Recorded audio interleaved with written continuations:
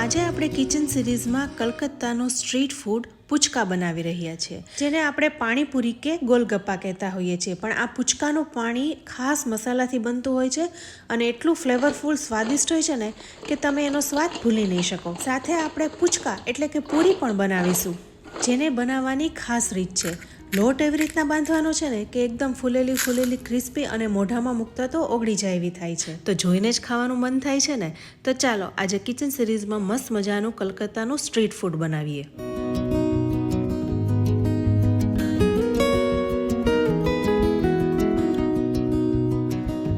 તો શરૂઆત આપણે આમલીને પલાળવાથી કરીશું. તો અહીં 1/4 કપ જેવી આમલીને ગરમ પાણીમાં પલાળી દેવાની છે. હવે આમલી પલળે છે ત્યાં સુધીમાં આપણે પૂચકા બનાવવાનો લોટ પણ બાંધી લઈએ. તો અડધો કપ રવો લીધો છે. અહીં તમે કોઈ પણ રવો લઈ શકો છો, તમારી પાસે જે હોય એ રવાનો ઉપયોગ કરી શકાય. મારી પાસે મોટો રવો છે તો હું અડધો કપ લઈ રહી છું. સાથે 2 ચમચી જેવો મેંદો ઉમેરીશું. તો લોટ બાંધવા માટેનું આ પરફેક્ટ માપ છે. તમારે આ જ રીતના માપને ફોલો કરવાનું છે. તો 2 ચમચી જેવો મેંદો ઉમેરી દીધો છે.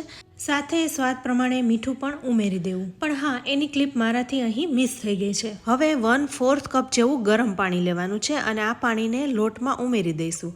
આટલું પાણી પૂરતું છે, આ પરફેક્ટ માપ છે. તો પાણી ગરમ છે તો હું ચમચીથી જ મિક્સ કરી લઈશ. અને હવે થોડું ઘણું ઠરી ગયું છે તો હાથેથી જ લોટને બાંધી લઈશ.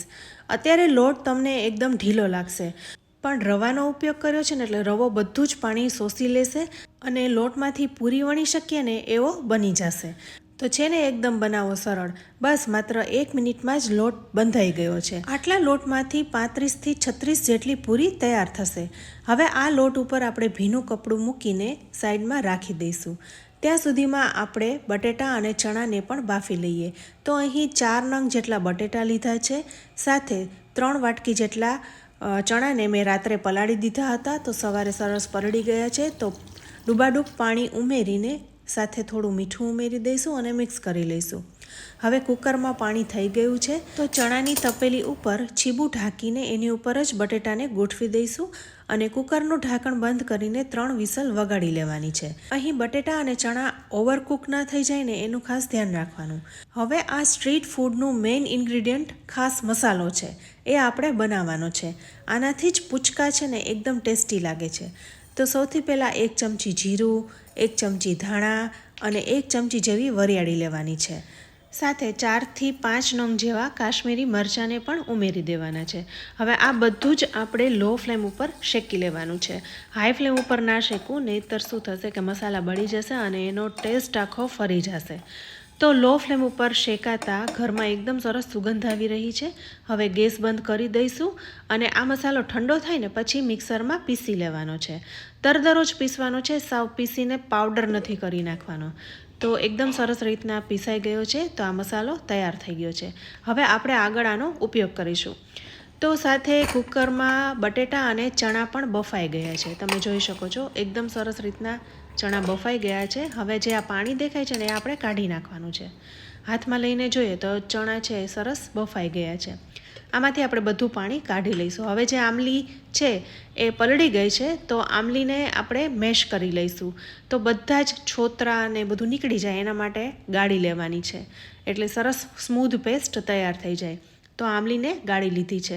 હવે આમાંથી જ આપણે પાણી બનાવવાનું છે. તો પાણી બનાવવા માટે આપણે અડધો કપ જેવી કોથમરી લીધી છે. સાથે 5 કપ જેવો ફુદીનો લીધો છે. હવે અડધો ઇંચ આદું અને 3થી 4 લીલા તીખા મરચાં લેવાના છે. એને પણ સાથે ઉમેરી દઈશું. તીખાશ તમે તમારા સ્વાદ મુજબ એડજસ્ટ કરી શકો છો. સાથે 5 ચમચી સંચળ પાવડર અને 1 જલજીરાનું પેકેટ પણ ઉમેરી દઈશું. આનાથી છે ને પાણીપુરીનું પાણી એકદમ ટેસ્ટી બને છે.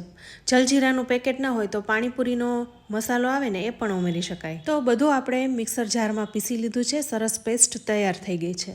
તો અહીં 3 ચમચી જેવી પેસ્ટ તૈયાર થઈ છે. હવે આપણે પૂચકાનું પાણી બનાવી લઈએ, જે એકદમ ફ્લેવરફુલ હોય છે. તો આમાં આપણે આમલીનો ઉપયોગ કરવાનો છે. તો અડધો કપ જેવું આમલીનું આપણે પાણી તૈયાર કર્યું છે એ લઈ લેવાનું છે. સાથે આપણે જે લીલી ચટણી બનાવીને એ 3 ચમચી જેવી ઉમેરી દેવાની છે. પછી તમારે વધારે લેવી હોય તો લઈ શકાય. સાથે ચાટ મસાલો અને આપણે ધાણા વરિયાળી એનો જે સ્પેશિયલ મસાલો તૈયાર કર્યો એ 2 ચમચી જેવો ઉમેરી દેવાનો છે. હવે ઉમેરીશું બરફનું ઠંડુ પાણી. અહીં બરફ નાખવો ઓપ્શનલ છે. હવે આ પાણીમાં તમે લીંબુ પણ નીચવી શકો, પણ હું 2 થી 3 સ્લાઇસ ઉમેરી રહી છું. સાથે થોડી કોથમરી પણ ઉમેરી દઈશું, સ્વાદ પ્રમાણે મીઠું, અને બધું જ સારી રીતના મિક્સ કરી લેવાનું છે. તીખાશ તમે મેં પહેલાં કીધું એમ એડજસ્ટ કરી શકો છો. તમને એવું લાગે કે તીખાશ ઓછી છે તો 1-2 મરચાં ઉમેરી દેવાના, અથવા તો ચીલી ફ્લેક્સ ઉમેરી દેવાના, જેનાથી પણ વધારે ટેસ્ટી લાગે છે. હવે બધું જ સારી રીતના મિક્સ કરી લેવાનું છે. તો એકદમ ફ્લેવરફુલ ટેસ્ટી આ પૂચકાનું પાણી તૈયાર થઈ ગયું છે. તો છે ને એકદમ અલગ રીત. તમે પણ એકવાર આવી રીતના જરૂરથી બનાવજો. હવે આપણે બટેટા અને ચણાનો મસાલો તૈયાર કરી લઈએ. બટેટા સાથે ચણા ઓપ્શનલ છે, જો તમારે ઉમેરવા હોય તો ઉમેરી શકાય. તો બટેટાને અહીં હાથેથી જ આપણે મેશ કરી લેવાના છે. સાથે ચણા પણ ઉમેરી દઈશું. થોડી ડુંગળી પણ સમારીને રાખી છે, તો 2 ચમચી જેવી ઉમેરી દઈશું. અને વધારે સરસ ફ્લેવરફુલ લાગે એ માટે 1/2 કપ જેવી કોથમરી ઉમેરી દઈશું. હવે ચણામાં પણ મીઠું છે, તો આપણે ધ્યાન રાખીને સ્વાદ પ્રમાણે મીઠું ઉમેરીશું. ત્યારબાદ 1 ચમચી આપણે મસાલો તૈયાર કર્યો એ ઉમેરી દઈશું, અને 1 મોટો ચમચો ભરીને એટલે કે 3 ચમચી જેવું આમલીનું પાણી ઉમેરી દઈશું. તો બધા જ મસાલા એડ થઈ ગયા છે, તો બધું સારી રીતના મિક્સ કરી લઈશું. તમે એકવાર આવી રીતના મસાલો તૈયાર કરી જોજો, એકદમ ટેસ્ટી લાગે છે. તો ફ્રેન્ડ્સ, અહીં આ મસાલો તૈયાર થઈ ગયો છે. હવે આપણે પૂચકા કે પૂરી બનાવવાના છીએ. તો આ પૂરીને બનાવવા માટે આપણે લોટને અહીં ખૂબ જ કૂણવવો પડશે, એટલે કે મસળવો પડશે. અને તમે હવે જોઈ શકો છો આપણે 1 કલાક જેવો રેસ્ટ આપ્યો હતો, અને 1 કલાકમાં જ લોટ એકદમ સરસ પાણી પી ગયું છે, અને જે એની કન્સિસ્ટન્સી થવી જોઈએ મીડિયમ કઠણ એવો થઈ ગયો છે. તો થોડું તેલ લઈને લોટને એકદમ સારી રીતના ટીપી લેવાનો છે, કૂણવી લેવાનો છે.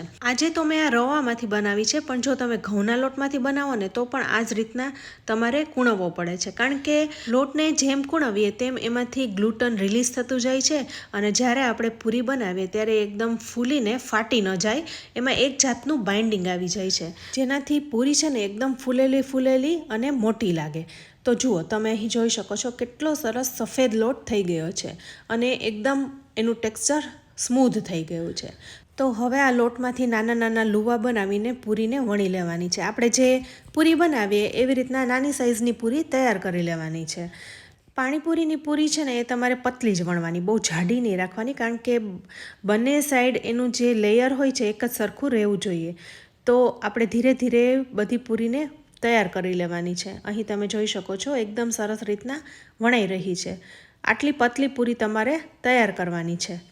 તમે અહીં જોઈ શકો છો કેટલી પતલી છે. તો બસ આવી રીતના આપણે બધી પૂરી તૈયાર કરી લઈશું. પૂરી વણતા જઈશું અને કપડા ઉપર રાખતા જઈશું, જેથી વધારે સુકાઈ ન જાય. સાથે મેં ગેસ ઉપર તેલ પણ ગરમ કરવા મૂકી દીધું છે. મીડિયમ ગરમ થઈ ચૂક્યું છે. ગેસની ફ્લેમ અત્યારે હાઈ છે. તો 2 થી 3 પૂરીને અત્યારે પહેલાં તળી જોઈએ. તો જુઓ, એકદમ સરસ તેલમાં ઉમેરતા જ એ ફૂલી ગઈ છે. હવે ગેસની ફ્લેમને થોડી લો કરી નાખવાની, મીડિયમ કરી નાખવાની. એટલે શું થશે કે અત્યારે પૂરી સફેદ દેખાઈ રહી છે, પણ આપણે જેમ એની સાઈડ ફેરવતા રહીશું ને એમ એનો કલર ડાર્ક થતો જશે. તો અહીં સાઈડ તમારે સતત ફેરવતા રહેવાનું, જેથી કલર પણ એકસરખો આવી જાય અને પૂરી વધારે ને વધારે ક્રિસ્પી થતી જાય. તો તમે જોઈ શકો છો એકદમ સરસ રીતના તળાઈ ગઈ છે. હવે આપણે એકી સાથે 5 થી 7 પૂરીને તળી લઈશું. તો જુઓ, આપણે બધી પૂરીને ઉમેરી દેવાની છે. અત્યારે હાઈ ફ્લેમ છે, તો 5 થી 6 સેકન્ડમાં બધી જ પૂરી ફૂલી જશે. ગેસની ફ્લેમ ધીમી કરી નાખીશું. ત્યારબાદ આ પૂરીને આપણે સતત ફેરવતા રહીશું. ફેરવીશું એટલે પૂરી વધારે ને વધારે ક્રિસ્પી થતી જશે અને કલર એક જ સરખો આવશે. તો તમે અહીં જોઈ રહ્યા છો એકદમ સરસ રીતના પૂરી ફૂલી ગઈ છે અને ક્રિસ્પી કુરકુરી થઈ છે. તો ફ્રેન્ડ્સ, તમારે અહીં જેટલી ક્રિસ્પી કરવી હોય ને એટલી કરી શકાય. હું થોડી ડાર્ક કરી રહી છું. તમારે આવી રાખવી હોય ને તો આવી પણ રાખી શકાય. હું ફરીવાર તળીને એને થોડી વધારે ક્રિસ્પી બનાવી લઈશ. તો અહીં આપણે આવી રીતના બધી પૂરીને તૈયાર કરી લેવાની છે. જુઓ કેટલો સરસ અવાજ આવી રહ્યો છે, એકદમ ક્રિસ્પી થઈ છે. તો ફ્રેન્ડ્સ, આટલા લોટમાંથી તમે 35 થી 36 જેટલી પૂરી બનાવી શકો છો. તો પૂરીનો લોટ બાંધવામાં અને તળવામાં જો તમે આટલી બાબતોનું ધ્યાન રાખો ને તો તમારી પૂરી એકદમ સરસ સોફ્ટ થાય છે. તો હવે બધી પૂરી તૈયાર થઈ ગઈ છે. તમે અવાજ સાંભળીને કહી શકો છો કે કેટલી ક્રિસ્પી કુરકુરી છે. તો ફ્રેન્ડ્સ, પૂરી બનાવી છે ને એકદમ આસાન. તમે પણ આવી રીતના બનાવજો અને તમને કેવી લાગી એનો ફીડબેક અમને કમેન્ટ બોક્સમાં જરૂરથી આપજો. સાથે અમારી ચેનલને સબસ્ક્રાઇબ પણ કરી લેજો જેથી આવનારા નવા વિડીયોના નોટિફિકેશન તમને જલ્દી મળે. તો ફ્રેન્ડ્સ, અહીં પૂરી, પાણી અને મસાલો તૈયાર થઈ ગયો છે. મને તો જોઈને જ ખાવાનું મન થાય છે. આ સ્ટ્રીટ ફૂડ એવું છે ને કે ઘરમાં નાના મોટા બધાને ભાવે. તો આ કલકત્તાનું સ્ટ્રીટ ફૂડ જેને આપણે પૂચકા કહીએ છીએ એ તૈયાર છે. તો જો તમને આ રેસીપી ગમે, વિડીયો ગમે ને, તો તમારા ફેમિલી ફ્રેન્ડ્સ ગ્રુપમાં શેર કરજો જેથી બધા ઘરે આસાનીથી બનાવી શકે. સાથે અમારી યુટ્યુબ ચેનલ, ફેસબુક પેજ અને ઇન્સ્ટા પેજને ફોલો કરી લેજો. તો ફરી મળીશું આવી એક નવી રેસીપી સાથે. ત્યાં સુધી આવજો.